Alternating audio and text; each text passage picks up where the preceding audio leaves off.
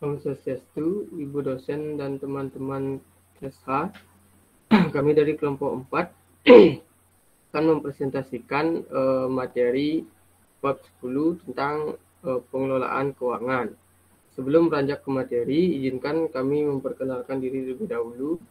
Yang pertama ada Imade Dedik Gunawan dengan NIM 2017051228. Yang kedua, Istri Mereka Arisan Kinasih dengan NIM 20170529. Yang ketiga ada Ketut Surtikawati dengan NIM 2017051231. Dan ada saya sendiri, Gitu Murdian Tama Pandey dengan NIM 12051231. Dan Putu Wanda Aristayani dengan NIM 2017051248.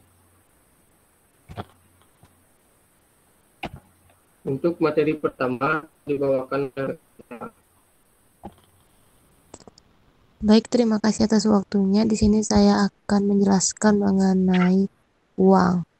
Uang adalah suatu benda yang diterima secara umum oleh masyarakat untuk mengukur nilai, menukar, dan melakukan pembayaran atas pembelian barang dan jasa. Pada waktu yang bersamaan bertindak sebagai alat penimbun kekayaan. Di Indonesia sekarang beredar uang kertas dan uang logam yang dikeluarkan Bank Indonesia. Kedua jenis uang tersebut memenuhi syarat-syarat sebagai berikut. Yang pertama yaitu dapat diterima oleh masyarakat umum, mudah disimpan dan nilainya tetap. Yang ketiga mudah dibawa kemana-mana. Yang keempat mudah dibagi tanpa mengurangi nilai. Yang kelima jumlahnya terbatas sehingga tetap berharga. Dan yang terakhir ada jaminan. Jenis-jenis uang. Berdasarkan bahan yang digunakan untuk membuat uang dibedakan menjadi sebagai berikut. Yang pertama, uang logam, yaitu uang yang dibuat dari logam. Contohnya uang Rp25, Rp50, dan Rp100. Uang tersebut dapat dibuat dari emas, perak, tembaga, atau nikel dengan bentuk dan kadar berat tertentu, serta dengan ciri-ciri tertentu pula untuk menghindari pemalsuan. Ciri-ciri tersebut diumumkan oleh pemerintah agar diketahui oleh masyarakat. Yang kedua yaitu uang kertas, yaitu uang yang dibuat dari kertas. Contoh uangnya yaitu Rp1.000, Rp1.000, Rp5.000, Rp10.000, Rp20.000, Rp50.000, dan Rp100.000. Uang tersebut dibuat dengan kertas khusus supaya sulit dipalsukan. Uang kertas yang beredar merupakan uang kertas kepercayaan atau uang tanda.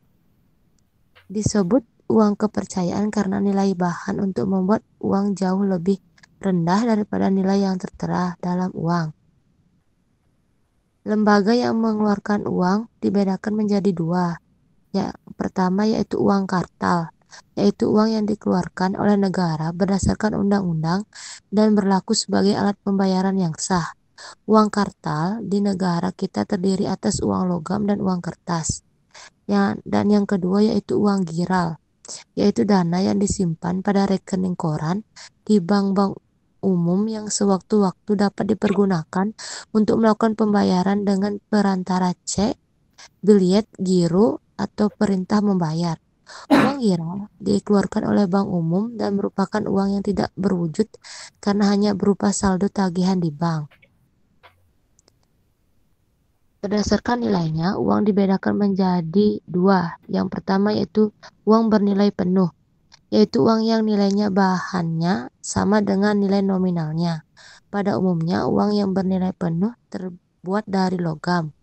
Dan yang kedua, uang tidak bernilai penuh, yaitu uang yang nilai bahannya lebih rendah daripada nilai nominalnya. Pada umumnya, uang yang tidak bernilai penuh terbuat dari kertas. Fungsi uang. Yang pertama, fungsi uang asli atau fungsi asli uang. Uang sebagai alat tukar umum.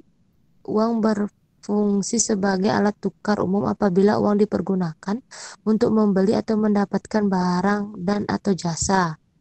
Yang kedua, uang sebagai satuan hitung. Uang merupakan satuan ukuran yang digunakan untuk menentukan besarnya nilai atau harga suatu barang dan jasa. Dengan adanya uang, mudah menentukan nilai suatu barang. dan fungsi turunan uang. Yang pertama, uang sebagai alat pembayaran. Kedua, uang sebagai alat untuk menabung. Ketiga, uang sebagai pemindah kekayaan. Keempat, uang sebagai pembentuk atau penimbun kekayaan. Dan yang terakhir, uang sebagai alat pendorong kegiatan ekonomi. Next. Selanjutnya yaitu lembaga keuangan.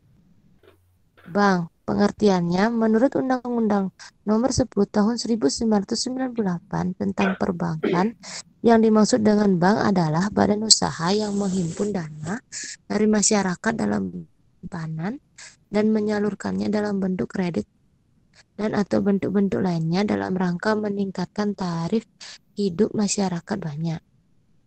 Asas, fungsi, dan tujuan bank. Menurut Pasal 2 Undang-Undang Nomor 7 Tahun 1992 tentang Perbankan, dalam melakukan usahanya, perbank di Indonesia berasaskan demokrasi ekonomi dengan menggunakan prinsip kehati-hatian. Demokrasi ekonomi dilaksanakan berdasarkan Pancasila dan Undang-Undang Dasar 1945. Sesuai dengan fungsi dan tujuan bank tersebut, ada 3 utama tugas bank yang juga dikenal dengan produk-produk bank. Yang pertama yaitu bank sebagai penghimpunan dana masyarakat atau kredit pasif. Yang kedua yaitu bank sebagai penyalur dana masyarakat atau kredit aktif.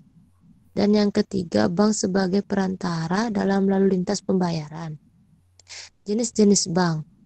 Menurut Pasal 5 Undang-Undang Nomor 10 Tahun 1998, jenis bank terdiri atas bank umum dan bank perkreditan rakyat atau BPR. Selain itu juga terdapat bank sentral, yaitu Bank Indonesia. Bank sentral, berdasarkan Undang-Undang Nomor 23 Tahun 1999, Bank Sentral atau Bank Indonesia merupakan lembaga negara yang independen atau mandiri, bebas dari campuran tangan pemerintah dan pihak-pihak lain kecuali untuk hal-hal secara tegas diatur dalam undang-undang. Yang kedua yaitu bank umum. Menurut Undang-Undang Nomor 10 Tahun 1998, bank umum berdasarkan prinsip syariah yang dalam kegiatannya memberikan jasa dalam lalu lintas pembayaran. Yang ketiga yaitu bank pengkreditan rakyat atau BPR. Menurut Pasal 13 Undang-Undang Nomor 10 Tahun 1998, BPR mempunyai tugas sebagai berikut. Yang pertama, menghimpun dana dari masyarakat dalam bentuk simpanan berupa deposito berjangka, tabungan, dan atau bentuk lain yang dipersamakan dengan itu. Yang kedua, memberikan kredit kepada masyarakat. Dan yang ketiga, menyediakan pembiayaan bagi nasabah berdasarkan prinsip bagi hasil. Selanjutnya yaitu lembaga keuangan bukan bank. Menurut surat keputusan Menteri Keuangan, lembaga keuangan bukan bank adalah semua lembaga atau badan yang melakukan kegiatan dalam bidang keuangan yang secara langsung atau tidak langsung menghimpun dana dengan cara mengeluarkan surat-surat berharga, kemudian menyalurkan kepada masyarakat, terutama untuk membiayai investasi perusahaan-perusahaan. Jenis-jenis lembaga keuangan bukan bank adalah asuransi. Asuransi adalah perjanjian antara seseorang penanggung yang mengikat diri kepada seseorang tertanggung dengan menerima suatu premi dan memberi penggantian senilai yang diasuransikan kepada tertanggung karena suatu kerugian, kerusakan, atau kehilangan keuntungan akibat peristiwa yang tidak tertentu. Yang kedua yaitu koperasi kredit. Koperasi kredit atau koperasi simpan pinjam adalah menerima simpanan dan memberikan pinjaman uang kepada para anggota yang memerlukan dengan syarat-syarat yang mudah dan bunga ringan. Yang ketiga yaitu perusahaan umum pegadaian atau perum pegadaian, merupakan perusahaan umum milik pemerintah yang tujuannya memberikan pinjaman kepada perseorangan atau golongan ekonomi rendah. Yang keempat yaitu lembaga dana pensiun. Pensiun merupakan jaminan pegawai di hari tua dan hal ini diatur dalam Undang-Undang Nomor 8 Tahun 1974. Tujuan utama lembaga dana pensiun adalah meningkatkan kesejahteraan pegawai beserta keluarganya melalui asuransi sosial yang ditentukan dalam perundang-undangan. Dan yang terakhir yaitu perusahaan sewa guna. Perusahaan sewa guna merupakan pembelian secara angsuran, namun sebelum angsurannya selesai atau lunas, hak barang yang diperjualbelikan masih dimiliki oleh penjual. Namun demikian, begitu kontrak leasing ditandatangani, segala fasilitas dan kegunaan barang tersebut boleh digunakan oleh pembeli. Untuk materi selanjutnya akan dijelaskan oleh rekan saya. Terima kasih.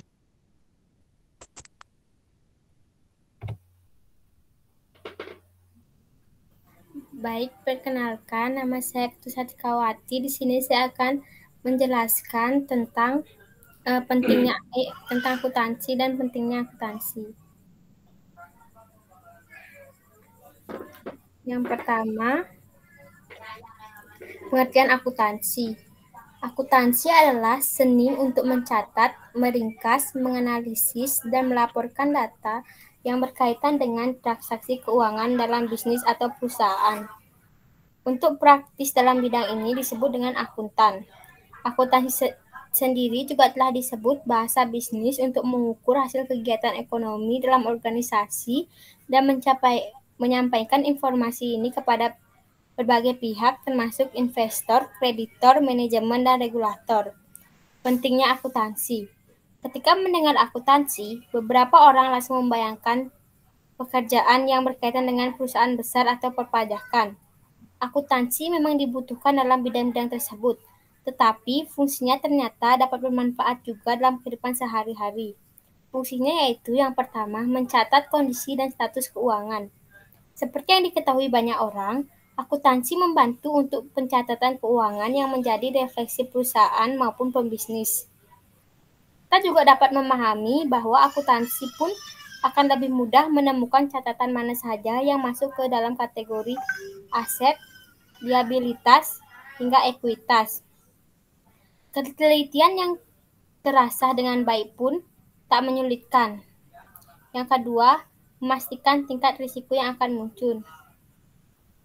Dengan akuntansi, kita dapat membaca kondisi perusahaan berdasarkan laporan keuangan, termasuk tingkat risiko yang kelak akan dihadapi. Perusahaan-perusahaan besar biasanya mempercayakan para akuntan profesional untuk menganalisis langkah finansial yang akan diambil untuk menekan kemungkinan terburuk di kemudian hari. Yang ketiga, sebagai dasar untuk menentukan pajak. Selanjutnya, mempelajari akuntansi akan membantu kita menentukan pajak dari laporan keuangan yang diterima, baik dari individu maupun perusahaan. Semakin mapan dan baik perkembangan usaha yang dikelola, maka akan semakin tinggi pula pajak yang dikenakan. Dalam hal ini, akan ada corporate social responsibility yang diterapkan yang akan membuat nominal pajak yang disetorkan sebuah perusahaan menjadi lebih rendah. Yang keempat, menggambarkan tingkat kemampuan bisnis.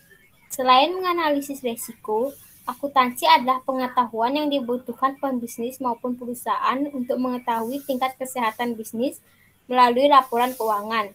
Akuntansi yang mereka tunjuk biasanya akan memeriksa setinggi apa pemasukan yang diterima perusahaan atau pembisnis beserta jenis-jenisnya. Dan yang terakhir, yang kelima, ada mencegah penipuan hingga kebangkrutan. Tak sedikit orang yang menggunakan bahasa-bahasa halus untuk menyamarkan kondisi keuangan perusahaan atau bisnis. Mereka yang tak memahami ilmu akuntansi hanya bisa mengganggu dan mengikuti apa yang disebutkan. Namun, kita yang menimba akuntansi tak hanya langsung percaya dan bisa menganalisis laporan keuangan. Pasalnya, kita bukan pihak yang dapat ditipu begitu saja karena mampu memahami deretan angka yang dicantumkan. Sekian akan dijelaskan oleh teman saya. Sebelumnya, perkenalkan nama saya I Gusti Mega Risani Pinate dengan NIM 20170512229. Di sini saya akan menjelaskan tentang manajemen keuangan. Yang pertama yaitu pengertian manajemen keuangan. Keuangan dalam sebuah perusahaan menjadi pondasi yang kuat terbangunnya sebuah perusahaan. Keuangan juga bersifat sangat riskan. Jika tidak dikelola dengan baik akan menjadi amburadul dan tentunya akan menghentikan jalannya sebuah perusahaan. Dalam sebuah perusahaan dibutuhkan bidang tersendiri yang mengurus bagian keuangan atau bisa juga disebut sebagai manajemen keuangan. Manajemen keuangan adalah kegiatan perencanaan, pengelolaan, penyimpanan, serta pengendalian dana dan aset yang dimiliki suatu perusahaan. Pengelolaan keuangan harus direncanakan dengan matang agar tidak timbul masalah di kemudian hari. Next.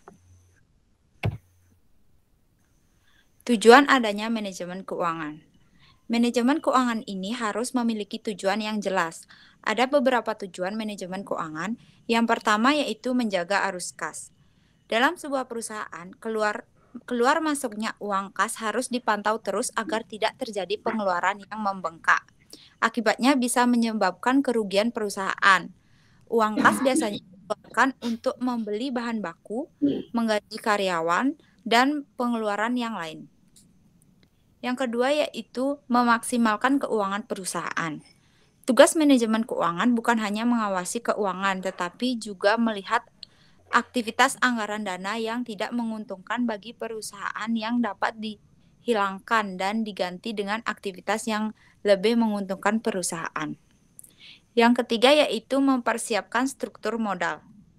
Manajer keuangan dalam merencanakan struktur modal harus bisa menyeimbangkan anggaran yang dimiliki dengan dana yang dipinjam perusahaan. Yang keempat yaitu memaksimalkan keuntungan. Perencanaan keuangan yang tepat akan mampu memaksimalkan keuntungan yang didapat dalam waktu jangka yang panjang. Yang kelima yaitu meningkatkan efisiensi. Dengan menggambarkan dana yang tepat pada semua aspek, maka efisiensi dana perusahaan akan terus meningkat. Yang keenam yaitu mengoptimalkan kekayaan perusahaan. Manajer keuangan juga harus mampu membaca pasar saham dengan memberikan pembagian laba semaksimal mungkin kepada pemegang saham tentunya akan meningkatkan perusahaan dan memberikan kepercayaan pemegang saham untuk terus berinvestasi di perusahaan. Yang ketujuh yaitu mengurangi risiko operasional. Keputusan yang tepat yang dilakukan manajer keuangan akan berpengaruh terhadap risiko bisnis yang tidak pasti di setiap waktu. Next. Fungsi manajemen keuangan. Selain tujuan manajer keuangan di atas, manajer keuangan juga harus mempunyai fungsi yang jelas. Jangan sampai manajer keuangan tidak mempunyai fungsi apa-apa yang hanya berdiri sendiri.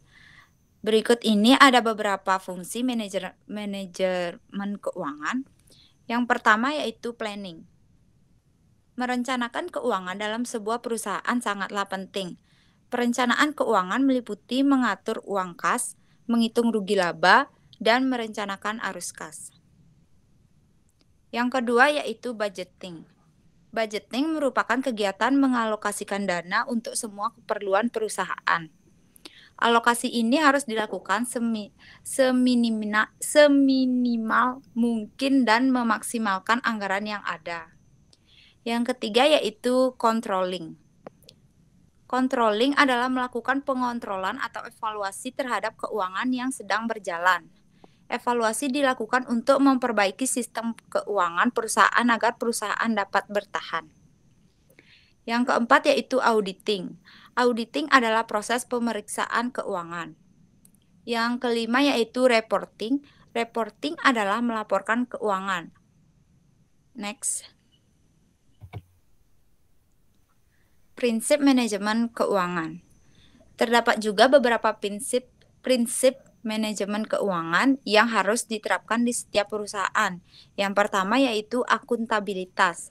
Akuntabilitas adalah kewajiban moral dan hukum yang terdapat dalam sebuah perusahaan, sehingga dapat diketahui dari mana dana diperoleh, dana dipakai untuk apa saja, serta bagaimana perusahaan memakai dana tersebut. Yang kedua yaitu konsistensi. Sistem keuangan perusahaan harus dilakukan secara konsistensi. Bukan berarti perusahaan tidak boleh mengganti sistem yang sudah berjalan, tetapi dengan adanya penggantian tersebut menandakan adanya penggunaan dana yang tidak stabil. Yang ketiga yaitu kelangsungan hidup. Manajemen keuangan harus bisa merencanakan keuangan agar perusahaan bisa terus berjalan dan hidup. Manajemen keuangan juga harus mempunyai strategi keuangan yang tepat. Yang keempat yaitu transparansi. Perusahaan harus transparan dan terbuka terhadap keuangan perusahaan. Perusahaan harus menyediakan informasi tentang aktivitas dengan orang yang berkepentingan. Yang kelima yaitu standar akuntansi. Sistem akuntansi yang berlaku di setiap perusahaan haruslah sama, yang berarti semua akuntansi di seluruh dunia dapat paham dan mengerti tentang sistem akuntansi yang sama. Yang keenam yaitu integritas. Laporan dan catatan keuangan harus dijaga integritasnya dengan baik. Yang ketujuh yaitu pengelolaan. Perusahaan harus bisa mengelola keuangan perusahaan dengan tepat. Perusahaan harus bisa menjamin bahwa dana yang telah dianggarkan dapat digunakan sesuai dengan tujuan dan rencana keuangan yang telah dibuat sebelumnya. Next. Tips mengelola manajemen keuangan. Kita juga harus tahu bagaimana tips pengelolaan keuangan yang ampuh. Berikut ini ada beberapa tips pengelolaan keuangan yang tepat dan berguna. Yang pertama yaitu pisahkan antara rekening pribadi dan keuangan perusahaan. Yang kedua yaitu alokasikan pengeluaran untuk menggaji diri sendiri. Yang ketiga yaitu buat laporan keuangan. Yang keempat, buat catatan proyeksi arus kas. Yang kelima, hindari uang menginap di karyawan. Yang keenam, lakukan cek stok barang. Dan yang ketujuh, pisahkan kasir dan akunting. Baik, berikut materi yang sudah saya sampaikan, selanjutnya akan dilanjutkan oleh teman saya. Baik, terima kasih atas waktunya. Perkenalkan, saya Mardianta Tonga Pandi dengan NIM 0179521. Di sini saya melanjutkan presentasi dari Mega, yaitu laporan keuangan. Laporan keuangan adalah merupakan laporan yang berisi catatan uang dan transaksi yang terjadi dalam suatu bisnis, baik transaksi pembelian maupun penjualan, dan transaksi lainnya yang memiliki nilai ekonomi dan moneter.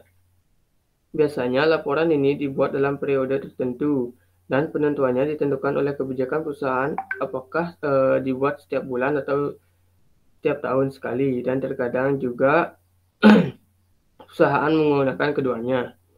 Laporan keuangan dibuat untuk mengetahui kondisi finansial suatu perusahaan secara keseluruhan, di mana penggunaan informasi akuntansi bisa melakukan evaluasi dan cara pencegahan dengan tepat dan cepat. Jenis-jenis laporan keuangan. Terdapat 5 jenis laporan keuangan utama pada bisnis. Semuanya disesuaikan dengan bentuk transaksi yang terjadi dalam suatu perusahaan. Karena setiap laporan ini memiliki fungsi dan prinsip yang berbeda, tentu mereka yang membuat laporan ini harus bisa membedakan pembuatan laporan keuangan sesuai dengan peruntukannya. Adapun 5 jenis-jenis laporan keuangannya, yaitu yang pertama ada laporan laba rugi, yang dimana laporan ini merupakan laporan finansial perusahaan yang dibuat oleh bisnis untuk mengetahui pengeluaran dan pemasukan bisnis secara mendetail. Yang kedua ada laporan arus kas, yang dimana kas biasanya disebut dengan cash flow, yang dapat diartikan sebagai catatan keuangan yang berisi informasi tentang pemasukan dan pengeluaran selama satu periode. Yang ketiga ada laporan perubahan modal. Laporan perubahan modal ini merupakan salah satu jenis laporan keuangan yang penting dan terutama untuk perusahaan publik. Dan yang keempat adalah laporan neraca. Dalam laporan neraca ini biasanya terdapat beberapa informasi mengenai akun-akun aktiva serta hal-hal yang menjadi kewajiban suatu perusahaan tersebut dalam suatu periode. Dan yang terakhir ada catatan atas laporan keuangan. Catatan atas laporan keuangan ini mengacu pada informasi tambahan yang membantu menjelaskan bagaimana satu perusahaan itu sampai pada angka pelaporan keuangannya. Fungsi laporan keuangan untuk bisnis. Laporan keuangan dibuat untuk fungsi tertentu yang jelas sebagai sarana untuk menentukan kebijakan pemimpinan terkait perusahaan di periode selanjutnya. Berikut merupakan fungsi dari laporan keuangan, yaitu untuk menilai kondisi suatu usaha sebagai bahan evaluasi serta sebagai bentuk pertanggungjawaban dari suatu perusahaan tersebut. Sekian presentasi dari saya, akan dilanjutkan oleh rekan saya. Baik, terima kasih atas waktu yang diberikan kepada saya. Jadi di sini saya akan melanjutkan presentasi dari rekan saya mengenai analisis laporan keuangan. Sebelum mengetahui apa itu analisis laporan keuangan, mari kita ingat jenis-jenis laporan keuangan secara umum. Laporan keuangan secara umum terdiri dari laporan laba rugi, neraca, perubahan modal, dan juga arus kas. Tentu, laporan-laporan keuangan ini berfungsi sebagai sumber informasi yang dapat digunakan baik oleh perusahaan maupun stakeholder seperti investor. Bagi perusahaan, laporan keuangan digunakan untuk melakukan pengambilan keputusan strategi pada bisnis ke depannya. Sedangkan bagi investor, laporan keuangan berfungsi sebagai sumber informasi untuk mengevaluasi nilai dan kesehatan bisnis secara keseluruhan. Next.